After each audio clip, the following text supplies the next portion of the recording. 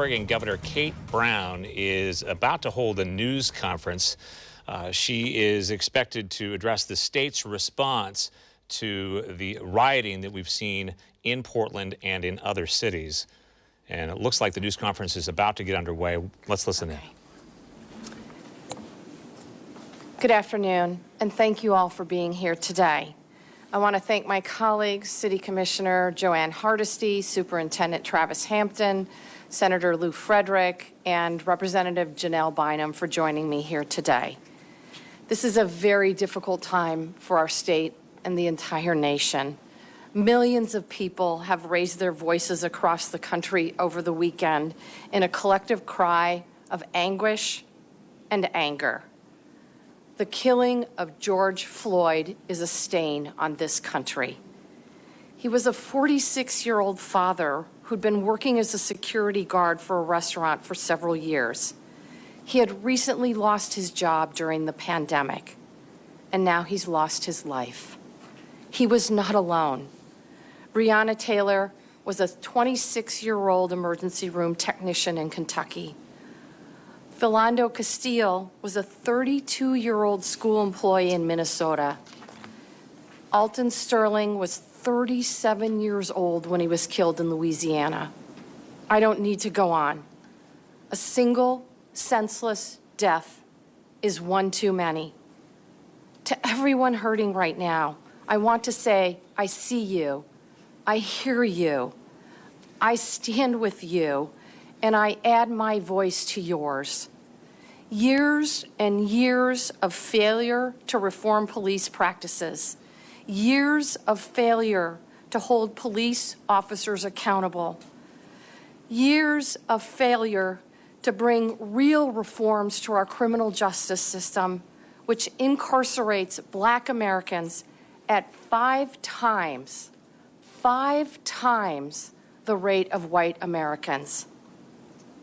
I count myself as one of the many white politicians whose good intentions haven't done enough to tackle the scourge of systemic racism. Yes, we passed juvenile justice reforms last year, but it took us too many years to get this done.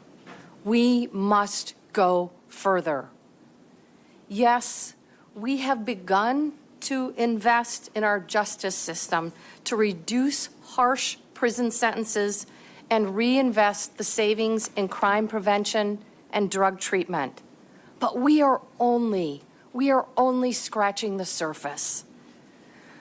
We sit here today amidst a global pandemic that has sickened and killed Black, Latinx, Pacific Islander, and other communities of color at disproportionate rates.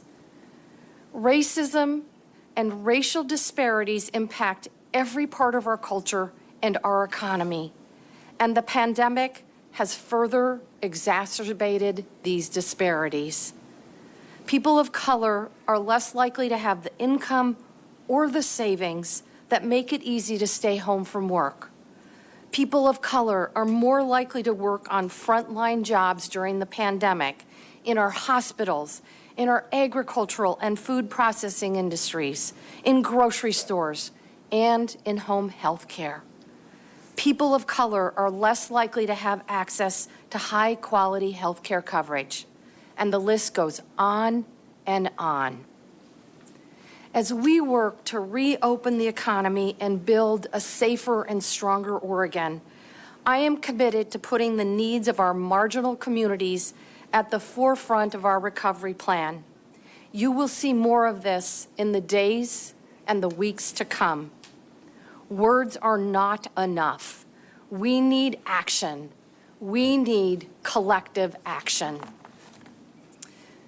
The Oregon Health Authority will be releasing details on this and other community-specific testing sites in the next few days. But now, before I turn the microphone over to my colleagues, let me say a few words about the dynamics of the protests, particularly here in the city of Portland. On Friday, thousands of people gathered at several peaceful protests across the city. This was a cry for action, a call for reform, a community in mourning.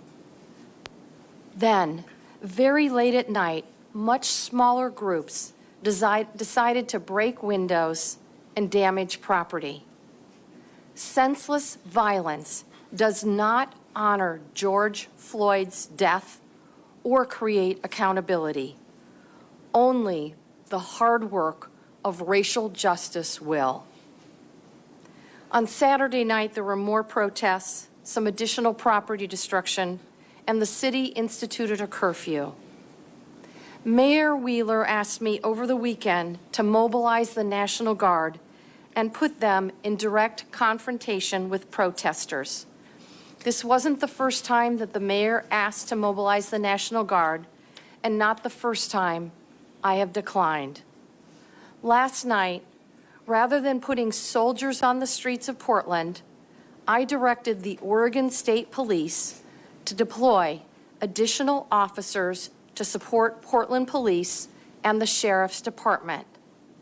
We took these state police from other communities and sent them to Portland to assist the city and the Sheriff's Office. We also had 50 National Guard members on standby nearby and ready to deploy within minutes in the event local law enforcement found themselves overwhelmed. Last night, they were not requested. I want to thank Superintendent Hampton and the state police for their dedication, their flexibility, and their willingness to answer the call of service. This morning, the mayor renewed his request for National Guard members. In other cities across Oregon, local mayors have had very collaborative relationships and are able to share law enforcement personnel between cities and county. This used to be the case in Portland, and I encourage the mayor to rebuild these collaborative law enforcement agreements with neighboring counties and communities. Now, after 3 nights of protest, local law enforcement personnel are in need of assistance. After consulting with Oregon State Police Superintendent Travis Hampton, I'm sending 100 state police from around the state at state expense to support the Portland Police Bureau. I've also decided to call in 50 Oregon National Guard members to provide a support function only. They will not be on the front lines, making arrests, or doing crowd control. They will only be acting as support personnel behind the scenes only. And here's why. Our goal, and the goal of the overwhelming number of protesters, should be to reduce violence. You don't diffuse violence by putting soldiers on our streets. Having soldiers on the streets across America is exactly what President Trump wants. He's made that very clear on a call this very morning with governors across the entire United States. Trump wants governors to deploy the National Guard as a show of force to intimidate the public. I want to ensure that the public can safely raise their voices in this much-needed call for reform. Our National Guard members are Oregonians, taking time away from their families to serve their fellow Oregonians. They are volunteers. They will be on hand to provide support to local officials, comfort and care for the injured, processing arrests, and directing traffic, much as they do when they're asked to be called in to assist with wildfires. I'm incredibly grateful for their service. Now, I will turn it over to City of Portland Commissioner Joanne Hardesty. Thank you, Governor Brown, and thank you very much for answering the call that the City of Portland made. As a city commissioner who was on duty on Friday when the mayor was out of town, I went downtown once I heard the calls for 4 fire engines to go to one site. I knew something big was going on. And when I got downtown, what I realized was that there were two types of people that were downtown. There were people that had come downtown to exercise their rights, to be heard by their government. And then there was the other group that had infiltrated the peaceful protester groups and broke off into splinter groups with the sole purpose of destruction of our community. As the person in charge at that time, I felt absolutely not. We have to close this down. Now, anyone who knows me knows I'm normally the one with a bullhorn at a protest. And I am always someone who absolutely respects the public's right to seek redress from their government. But when we allow white nationalists and white supremacists to infiltrate our peaceful protests, and this isn't new, they did the same thing in the 60s, so we know the tactics that are used. When we allow them to infiltrate our legal, rightful protests and then create the kind of chaos and damage in our community, we must make that stop. I was the commissioner on duty that called for the curfew the first night. If I had my way, the curfew would be lifted tonight, but I have fingers and toes crossed, it will be lifted tomorrow. Because I am concerned that the public will feel with National Guard and with a curfew that has basically been ignored, that there will be this overpresence of police. I am so grateful to the state police and the superintendent because tonight won't be the first time that they have assisted us when we have had needs in this community. And I have heard from Chief Resch that the state police have been real good partners in this effort. But as has Clackamas County and Washington County on various occasions when we've asked them to step in and help us. I want to be crystal clear. We are not entering martial law. We are not going to have armed people on every corner in the city of Portland. We will make sure that the space is there for people to exercise their constitutional rights. And I want to make sure that we don't forget why people are on the street in the first place. People didn't take to the streets so that they could break into an Apple store. People took to the street because people have had enough of the inequality that African Americans experience in this country. Every social determinant of health has Native Americans and African Americans at the bottom.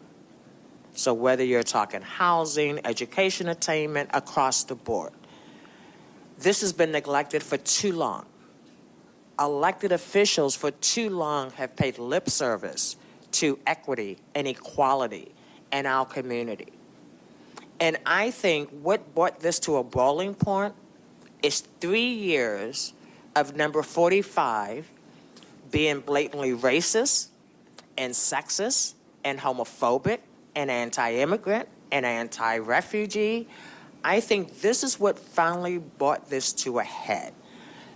When the person in the highest level of government is so disrespectful to the diversity and the equity that makes the United States great, it has allowed these white supremacist worms to crawl out of the woodwork and be seen in the public eye and to actually become bolder and bolder the more 45 tweets the nonsense that he tweets. It is our responsibility to make sure that everyone in this community is safe. And I want to also especially point out that we have houseless people living on the street.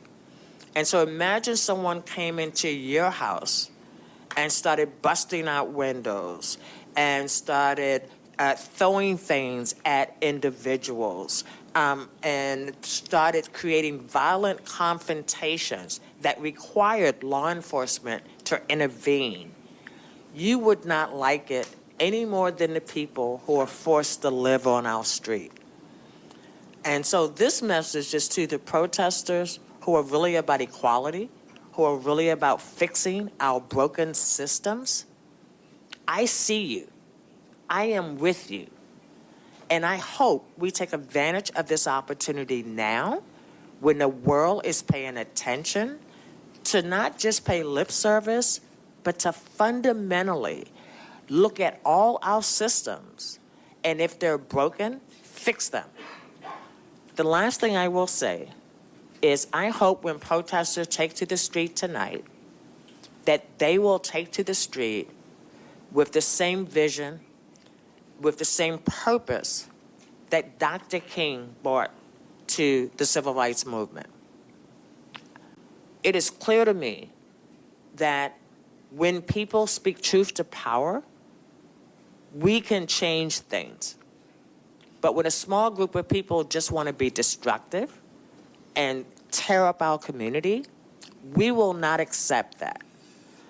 But, Governor, I also want to share my fear. After 3 nights of thousands of people side by side protesting, I am very concerned that COVID-19 will be exacerbated in Multnomah County, and it will be exacerbated because we know that Black and brown people suffer 3 times harsher outcomes with COVID-19 than the white population. So while I understand the need to protest, I'm asking people, please be mindful that we are still smack dab in the center of a pandemic.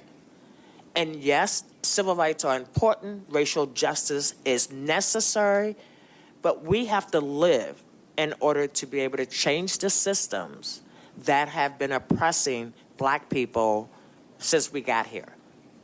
So if you can, please stay home tonight. Love your family, and let's get to the business of fixing our broken systems. Thank you. Thank you, Commissioner Hardesty. Superintendent Hampton. Thank you, Governor. Thank you, Commissioner, for your words. My name is Travis Hampton. I'm Superintendent of the Oregon State Police. I'm just going to give some very brief comments about our relationship with the Portland Police Bureau, the dedication of resources to the City of Portland this evening, and the integration of National Guard personnel. First, Commissioner touched on this earlier. I want to really underscore the positive relationship we have with the Portland Police Bureau. I worked for the Oregon State Police for 3 decades. I've been assisting in the city for years. The City of Portland is a well-led, well-equipped police agency. Their current police chief, Chief Resch, is a gifted and compassionate leader. So when she makes the call to the Oregon State Police to come and assist her, it is without reservation that I would send my personnel to her city to help her to deal with the policing events that we're currently encountering. There is no doubt demonstrations of these sizes present a great deal of challenges for law enforcement. They are very resource intensive to try to ensure that the demonstrations are allowed to proceed in a peaceful manner. And if a small number of citizens decide to destroy property or harm other individuals, we have the obligation to act and react. The city this size, with this population, takes a great deal of personnel to respond to the event. So at the governor's direction, the Oregon State Police will dedicate 100 Oregon State Police troopers to the city center tonight. These OSP troopers have been arriving from all over the state, beginning in the early AM this morning, to underscore what type of commitment this is by the governor. 100 state troopers is commensurate with 25% of the Oregon State Police Patrol Division for the entire state. So those are the number of personnel that we'll have arriving in Portland to assist. We are happy to do it. We think it's warranted. And once again, I have no reservation of putting these personnel under the command of Chief Resch and her command staff to assist her in policing the city. The last element I'll touch on will be the integration of the Oregon National Guard to assist Oregon State Police troopers, deputy sheriffs, and Portland police officers this evening. OSP has a very long-standing positive relationship with the Oregon National Guard. We deploy with them every summer for wildfires. They are very well trained. They're very well led. They're very well equipped. This is a unique role to integrate them into a policing environment. The governor mentioned this earlier, and I also want to reassure citizens of Portland that these National Guard personnel will be used in a support role. But this is critical for the Oregon State Police and Portland Police Bureau because every National Guard asset we place in a support role, this frees up a police officer, state trooper to interact with the public. The governor's made it very clear to me that police officers do the policing. The soldiers will serve in a support role, and that's why they will be deploying throughout the city alongside Oregon State Police troopers and integrated into the overarching tactical plan with the Portland Police Bureau. I have no reservation about the training or qualifications of these personnel or the command and control of the commitment of the Portland Police Bureau to deliver what's best for its citizens, and that's why the Oregon State Police is honored to participate and assist the city during their time of need. Thanks. Thank you, Superintendent Hampton. And if I may, I'd like to ask Senator Frederick if he wishes to say a few words.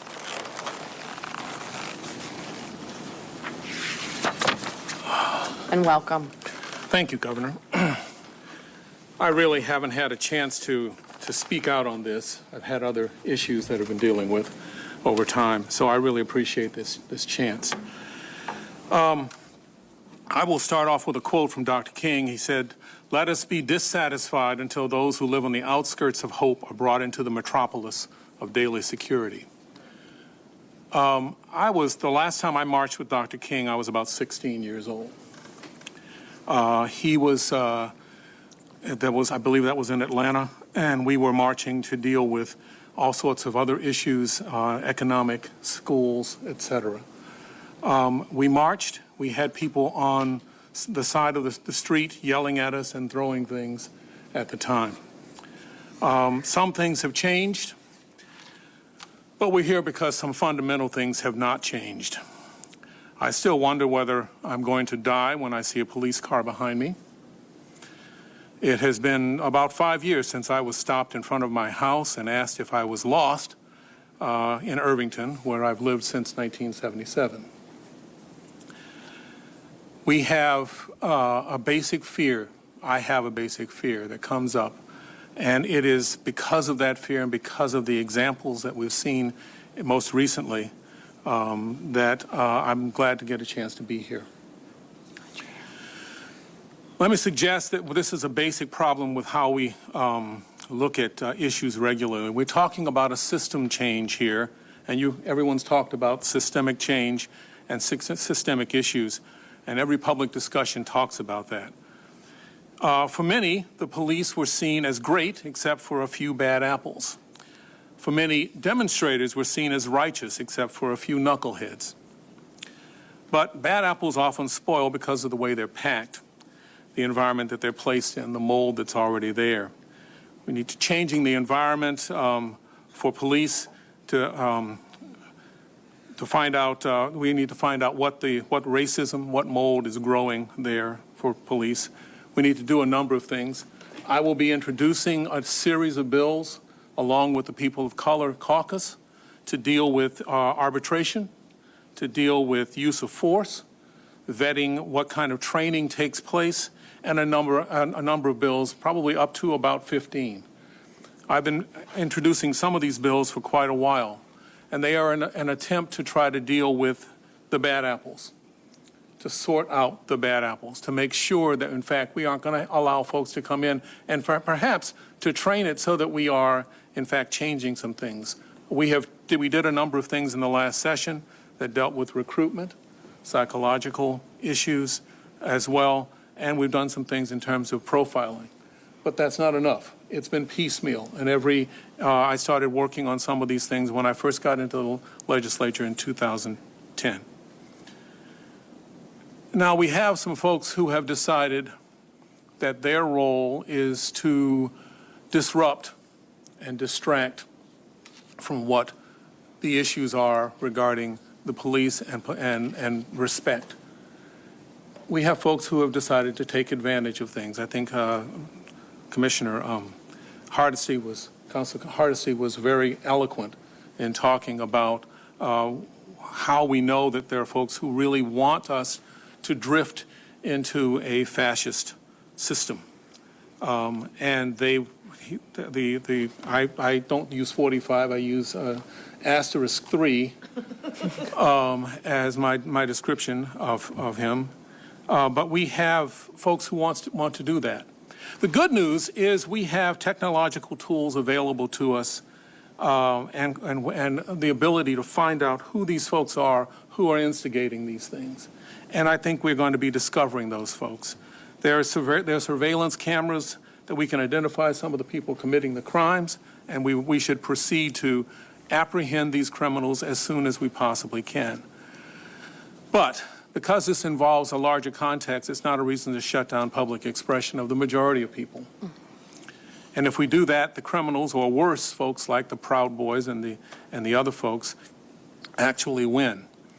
We Americans have never let thugs and criminals interfere with the exercise of our freedoms, and we're not going to let them silence us now. We're not going to follow the guidance of the asterisk 3 to turn our weapons against our fellow citizens. We need to make sure that that's how we're going to approach it. I'll end because, frankly, it is difficult for me to talk about this. And I talk an awful lot, but there are some things that trigger a number of responses. I had a King City police officer pull a gun on me while I was in a Channel 8 news car back in the early 90s. And I was a passenger, so the photographer, who was the driver, suddenly saw the barrel of a gun right across his face pointed at me. I have seen and dealt with, as Commissioner Hardesty has, so many marches and so many times when we have seen someone killed or maimed in this city, and we have all tried to find a way to stop this. I am pleased to see the allies of all colors now stepping forward to do something about this, and it is time. We've had enough. I want to see some action, and I hope we will. I'm going to end with a quote from another president. He said, "The point of protest is to raise public awareness, to put a spotlight on injustice, and to make the powers that be uncomfortable. In fact, throughout American history, it has often only been in response to the protests and civil disobedience, but that the political system has even paid attention to marginalized communities. But eventually, aspirations have to come down to action. And we will have bills, I hope, in the special session, and perhaps and certainly in the 2021 session, that will attempt to address that so that we are no longer dealing with the folks who slip through the cracks and do not understand the basic concept of respect for one another." So I thank you for your work, and I thank Commissioner Hardesty for her work as well. We will have a group, people may not know this now, but we have a People of Color Caucus in the Oregon legislature, which is extraordinary and truly enjoyable.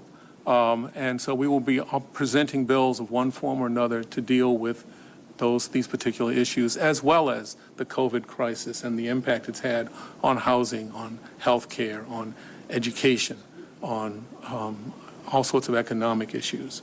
So thank you again, Governor. Thank you, Senator Frederick. Thank you for your leadership. We have time for questions. If folks are willing to respond to questions, we would be happy to take them. Charles. Just a reminder, the folks on the line, please press 0 to get into the question queue. We'll start out with Lauren Dake from OPD. Go ahead, Lauren. Hi, Governor. Thank you. Could you elaborate on what you mean by support role? What specifically will the National Guard soldiers be doing?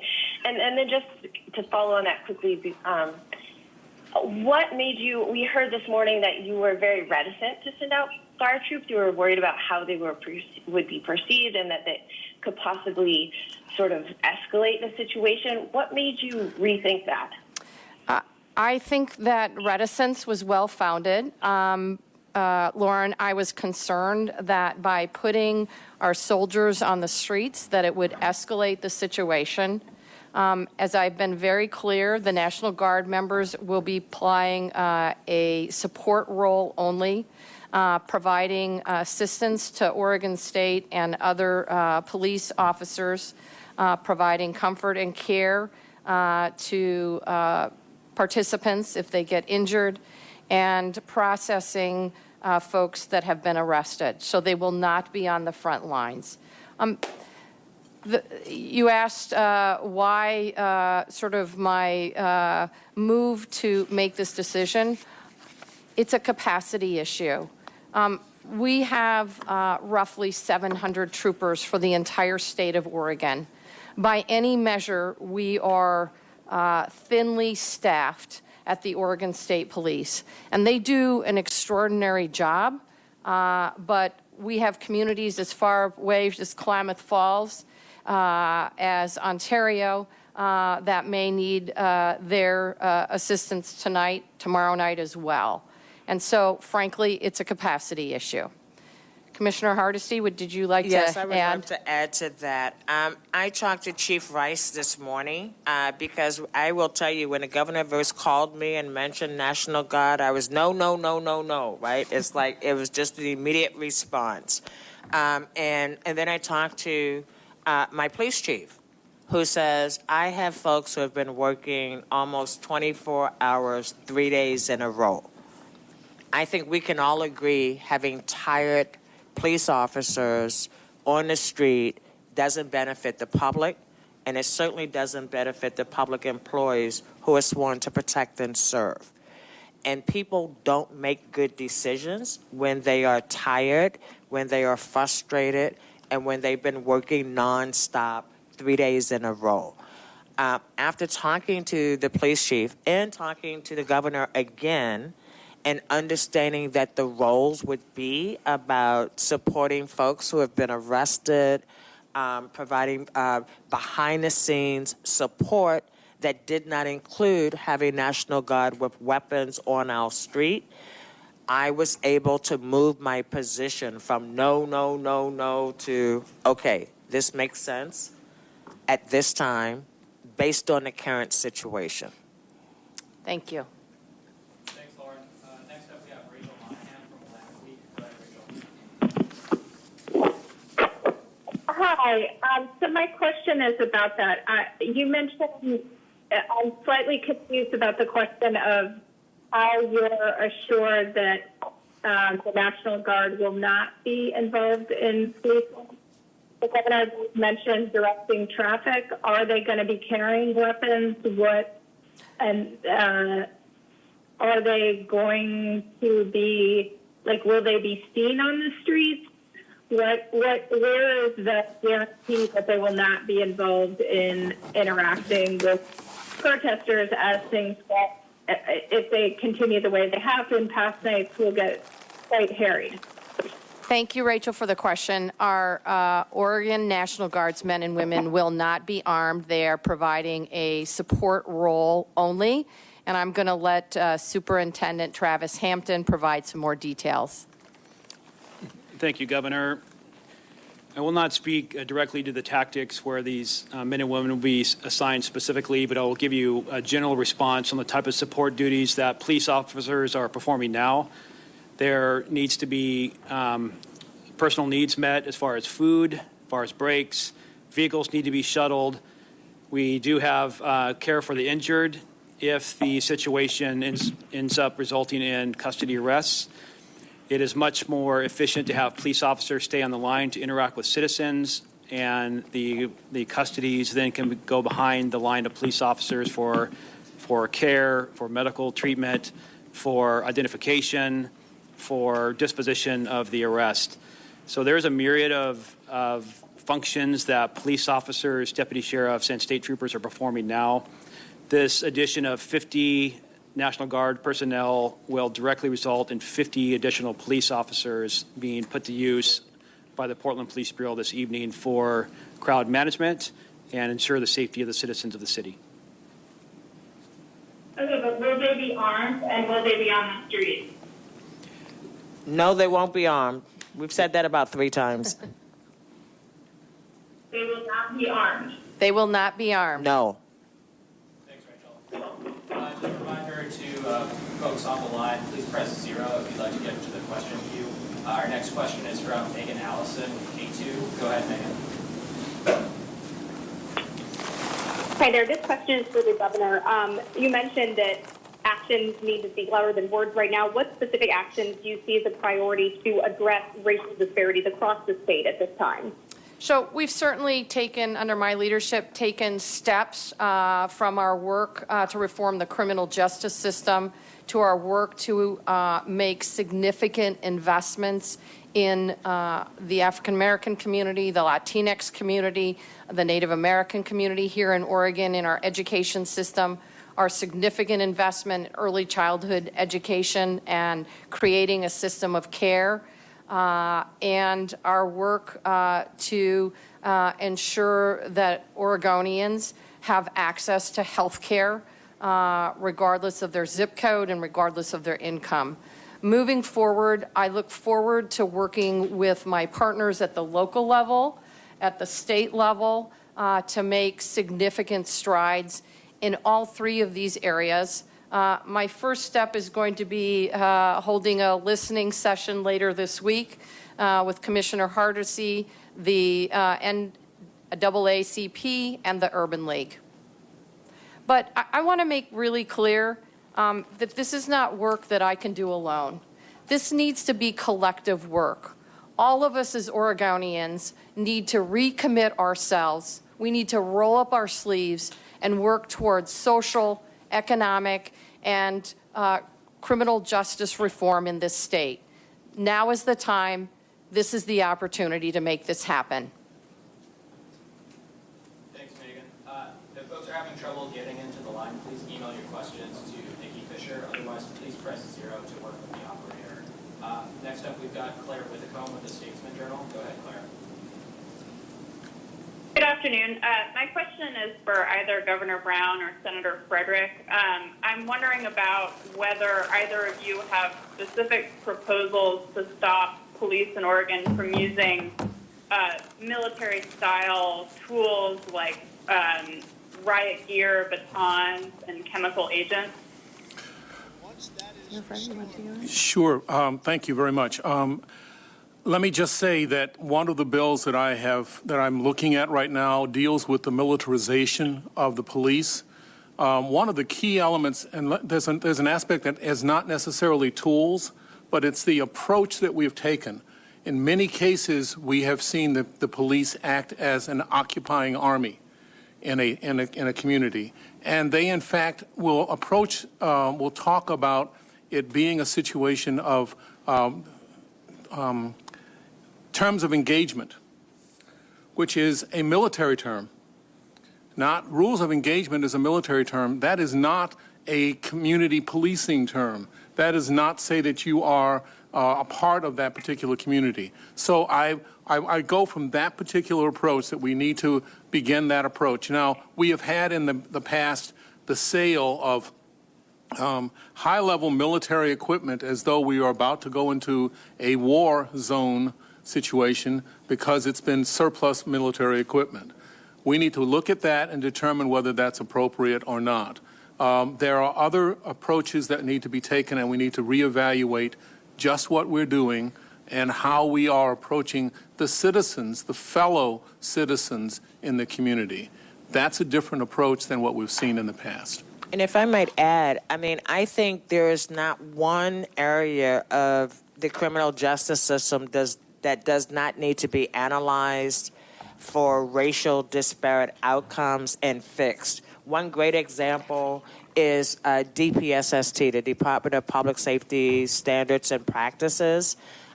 When I read about the former Portland police officer who was in the gang enforcement unit, then went to work for West Lynn, and then got fired because of his racially inappropriate behavior. And then I find out that he became the #2 person at the training facility that trains law enforcement all over the state of Oregon. I think we all have an obligation wherever we are. Me at the city level, I'm thrilled we have a new Multnomah County DA coming in, Mike Smith, who is absolutely reform-minded already. I think it's important that the legislature look at up and down and see what they can find. The governor looks up and down and sees what they can find. But there's not one easy fix that's going to make our justice system fair. But we have an obligation and a responsibility to look up and down wherever we sit in the spectrum and make sure that we are looking at it through a racial justice lens. And if it comes out that it is not a racially just outcomes, then we need to tear it apart and start over. And Commissioner Hardesty is exactly right. There's not one silver bullet. It's going to take a lot of buckshot. And it is both regulatory changes in our system. It is changing statutes, changing the law. It is changing systems and changing culture. And, of course, funding changes. And I'm confident that all of us working together can ensure that we have an Oregon that is better for everyone. Thanks, Claire. Next up, we have John McCarthy from KEZI Eugene. Go ahead, John. This question is for Governor Brown, and it's Connor McCarthy from KEZI 9 News. I just had a quick question about just your response and your support to the Eugene community and the metro area down in the South Willamette Valley, because we did have protests and violent riots Friday night. I was just wondering if you had any conversations with the community leaders down in the metro area, and if so, how are you supporting them in keeping our community safe? Great question. Did have a conversation with Mayor Lucy Vinnis sometime this weekend. I don't remember the time. And spoke with Senator Manning earlier today. And that is one of the reasons why I've made the decision I made regarding the National Guard, is that I wanted to make sure that we had adequate capacity of our Oregon State Police to protect Oregonians around the entire state. Okay, and are any of those resources going to help out the Eugene community, like EPD or state police in the metro area? I'll let Superintendent Hampton respond to that.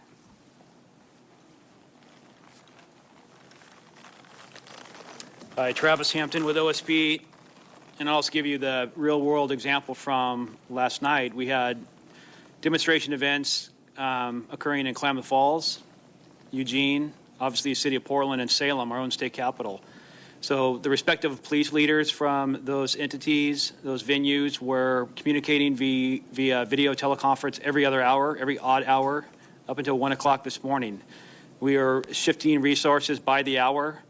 OSP resources statewide, we're on 24-hour emergency operations shift. That means wherever the respective police chief or the governor directs those resources, every trooper within 100 miles that is on duty would respond to that location. So our OSP resources are in that mode this evening. We'll respond anywhere in the state. By the governor directing National Guard personnel to the city of Portland, that will free up 50 state troopers to respond to Lane County, to Klamath County, to the heart and lungs of the Oregon State Police operation, our state capital, which has seen a need for additional personnel the last 3 nights. Thank you. Okay, great, thank you. Thanks, Connor. Next up, we have Alex Zelinsky with the Portland Mercury. Go ahead, Alex. Hi, yeah. Several of you mentioned personnel to the city of Portland, that will free up 50 state troopers to respond to Lane County, to Klamath County, to the heart and lungs of the Oregon State Police operation, our state capital, which has seen a need for additional personnel the last 3 nights. Thank you. Okay, great, thank you. Thanks, Connor. Next up, we have Alex Zelinsky with the Portland Mercury. Go ahead, Alex. Hi, yeah. Several of you mentioned white supremacists taking advantage of these demonstrations. Someone mentioned Proud Boys. I'm curious if you have specific evidence or proof that there are white supremacy groups that are specifically infiltrating these protests, and what that looks like. Yes. In fact, we've seen pictures of some of the Proud Boys that are regular visitors to our great city, actually down at protests over the last 3 days. There's been a lot of pictures posted of Proud Boys and white supremacists on Facebook and in other locales. I can tell you in my conversations and briefings with the police chief, they have acknowledged that there are agitators who are there solely for the purpose of creating chaos. And so there's no question, not just here in Oregon, but all over the nation.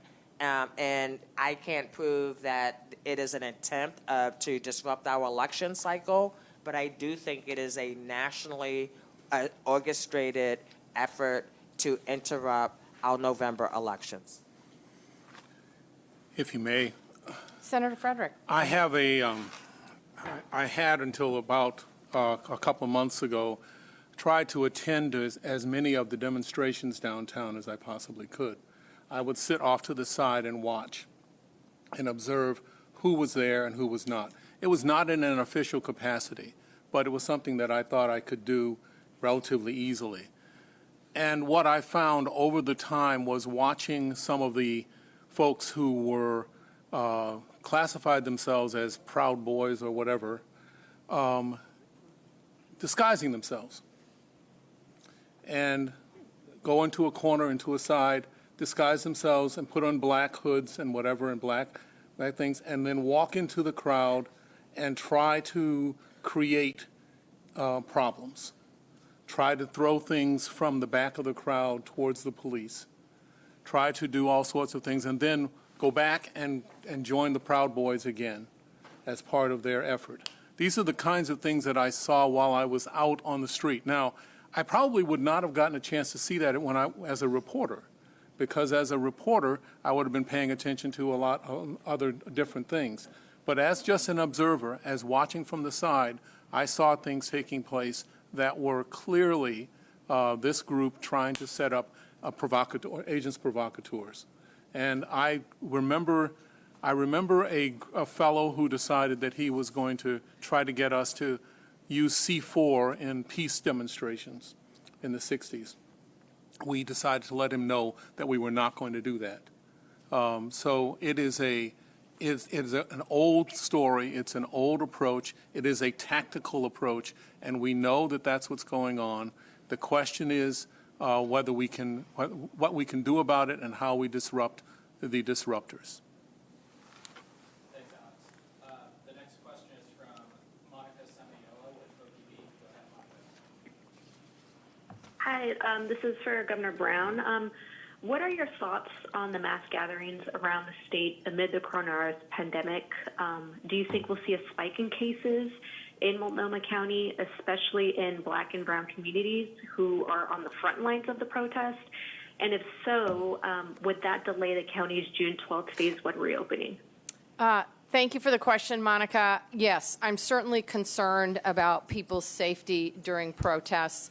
I am absolutely committed to making sure that Oregonians and, frankly, Americans have the ability to use their voices to improve our democracy, to eradicate racial discrimination in our criminal justice system, in our education system, in our economy, and in our healthcare system. But I want to encourage protesters to stay safe. And that means continuing to wear your face coverings if you feel that you need to be out on the streets, to maintain social distancing 6 feet apart to the extent possible, and obviously to continue to use hand sand and wash your hands. The safest option is probably the one that Commissioner Hardesty mentioned, and that is stay home, spend some more time with your families. Thank you. Our next question is from, we've got time for probably just 2 more questions. Next question is from Jonathan Bach with the Portland Business Journal. Hi, Governor. This is Jonathan with the PBJ. I was just reading over a story of one of my colleagues, Matt Kish, and he wrote about how there's a lack of diversity on the Oregon Council of Economic Advisors. I also tuned into the meeting on Friday, and as Matt points out here, it's mostly made up of white men. What are you doing to diversify that panel of economic advisors who are giving you advice at this critical time in Oregon's economic history? Thank you for that question. The council participated in a listening, I think a discussion session with the legislature last week. I think that was the first time that had happened. And it became very clear. And we are working to change who is on the Governor's Council of Economic Advisors. When I started, I don't believe there were any women. There are now a few women. And with the help of some of my colleagues in the Oregon legislature, I'm confident that we can have a council that reflects the diversity of our communities very quickly, and we're going to make that happen. It's my expectation that we stop talking and start taking action. That means continuing to do the work around changing our boards and commissions. That means making sure that our state government reflects the many faces of Oregon, that our agency directors look like the diverse communities of Oregon, that our statutes in this state work to eradicate racial, ethnic, gender, and sexual orientation discrimination. Now is the time to do this work. I think we can all take collective action and truly make a difference. Thanks, Jonathan. Our last question is from Lachey Wesley with K2. Go ahead, Lachey. Hi. So my question is for Governor Brown and Commissioner Hardesty. Do you think that the additional state troopers may provoke some of the protesters and demonstrators? And a question for state troopers is, what experience and training does Oregon State Police have with crowd management? Go ahead, Commissioner Hardesty. So I will start. Yes, I think just the idea of bringing National Guard and state police into the city will annoy some people because they will see it as us increasing policing in the Portland metro area. But we really aren't. What we're doing is providing rest for the officers who have been on the front line nonstop. What we're doing is providing support that will not be from the National Guard, that won't include them having weapons, and it will not be a militarized support. It will simply be a softer support, a behind-the-scenes support. We have worked with the Oregon State Police more than once in the time that I have been on the city council, and probably a lot more times that I don't know about. And so there's a seamless effort when we have mutual aid between policing agencies. There's just a mutual, and we work very well together through that mutual aid process. And so I don't think there should be any concerns about Oregon State Police. But as a black woman, I could certainly understand the fear that bringing a National Guard would bring to the community. And yes, I expect some people to be really annoyed. I expect us to have more protesters tonight and not less. But what I want them to know is I want to be very clear. There will not be more weapons on the street. There will be basically the same number of law enforcement personnel doing the work of protecting the people in our community. We can replace property, but we can never replace people who lose their lives through this process. Thank you. This is Travis Hampton with State Police. As I referenced earlier, state troopers have been responding to the city of Portland for decades, specifically for crowd control measures all over Oregon, quite frankly. The fact that you asked that question on what it will look like, you must not have noticed, we've been here for the last 2 days. State troopers we've had 50 crowd control troopers here that are specifically trained and equipped to handle large-scale demonstration, to first and foremost ensure the right of these citizens to protest, to keep them happy and moving freely, to keep them from interference. But in the chance that some citizens decide to break the law and fail to clear a roadway, for example, at the direction of the Portland Police Bureau, then Oregon State Police troopers would assist Portland RRT with the Oregon State Police MRT, Mobile Response Team, these 50 specially trained troopers that are more than equipped and experienced to handle these situations. Great. Thanks, Lachey. That's all the time we have for questions today. Thank you, Commissioner Hardesty. Thank you, Representative Janelle Bynum. Thank you, Senator Frederick. Thank you, Superintendent Travis Hampton. We appreciate you all being here with us and appreciate your time and energy. Be safe out there. It's always good to see you.